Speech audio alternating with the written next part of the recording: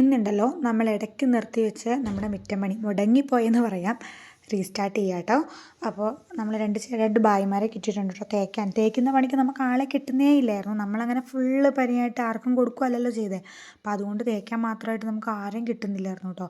അപ്പോൾ അതിൻ്റെ ഇടയ്ക്ക് അച്ചാച്ചനും ഏട്ടയും കൂടെ കൂടിയിട്ട് 2 പില്ലർ കാലിടാനുണ്ടായിരുന്നു, അത് ചെയ്തു.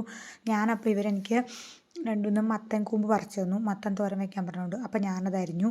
അമ്മച്ചി ഇവിടെ ഇല്ല കേട്ടോ, അമ്മച്ചി മച്ചിപ്ലാവിന് പോയി. അതുകൊണ്ട് ഞാനാണ് ഈ വീടിൻ്റെ ഒരേ ഒരു ഗ്രഹനാഥ. അപ്പോൾ അവർ തേച്ച് പോകുന്നുണ്ട്. അതിൻ്റെ ഇടയ്ക്ക് ഏട്ടായി നട്ടർ മീനില്ലേ, അത് മേടിച്ചുകൊണ്ട് വന്നു.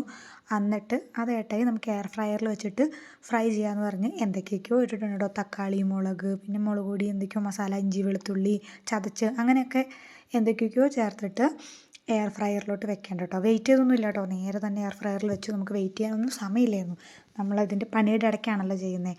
അത് വെച്ച് നമ്മൾ ടൈമർ സെറ്റ് ചെയ്തു കേട്ടോ.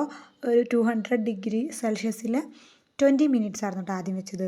അത് കഴിഞ്ഞിട്ട് അത് വെന്ത് കഴിയുമ്പോഴേക്കും ഒന്ന് മറിച്ചിടണം. 20 മിനിറ്റ് നമ്മൾ ഒരു 15 മിനിറ്റ് ഒക്കെ ആയപ്പോഴേക്കും ഏറെക്കുറയായി. എന്നിട്ടൊന്ന് മറിച്ചിട്ടിട്ട് ഒരു 10 മിനിറ്റ് കൂടെ വെക്കുമ്പോഴേക്കും സംഭവം അടിപൊളിയായിട്ട് റെഡിയായി വരും കേട്ടോ. ഉള്ളു നന്നായിട്ട് വെന്ത് പുറം കുറച്ച് മുരിഞ്ഞൊക്കെ വരും കേട്ടോ.